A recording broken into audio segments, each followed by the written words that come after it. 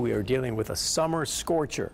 We are in for the hottest temperatures that we have seen so far this year. And not only can you get a sunburn, but heat stroke is a big concern too. Storm 2 meteorologist Sam Cantrell live tonight in East Haven with some tips. Sam, looks like a nice cool spot.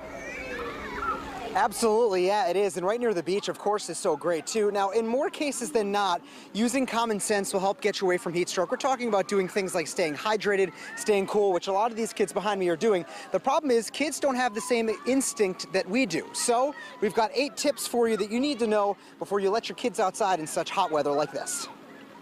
First off, you probably already knew that the more activity you do, the more your body will heat up. But did you know that a child's body will heat up 3 to 5 times faster than an adult's? So if possible, try and keep the activity to a minimum on hot days like today. Staying hydrated as an adult is an incredibly important thing. The problem is, kids are oftentimes not realizing that they don't drink enough water per day.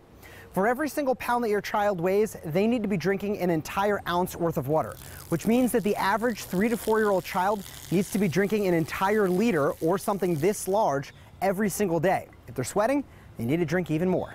Now, if you're sending your kids to camp, you can't control the level of activity that they have, but make sure that you dress them in loose clothing that contains natural fabrics. The less clothing in contact with their skin, the cooler they will feel. Also, give your child a loose-fitting hat to wear and soak it in cold water first. This will help block the sun from their face and will also keep them cool. Ever wonder why pavement can get so hot in the summertime? Well, that's because the darker something is, the more of the sun's rays it absorbs and the hotter that it ends up getting. So even though the kids may come home a little bit dirtier, if they're wearing light-colored clothing, they'll stay a little bit cooler in hot weather like this.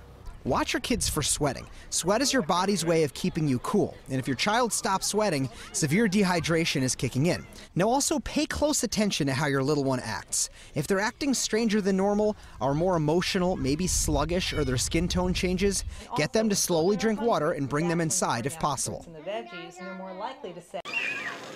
Now, I know that this may seem like a little bit of a no-brainer, okay? Thankfully, we haven't heard about this happening in Connecticut recently.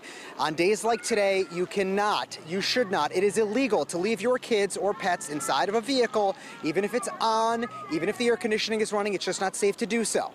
In East Haven at the splash pad, I'm meteorologist Sam Cantrell. Back to you in the studio.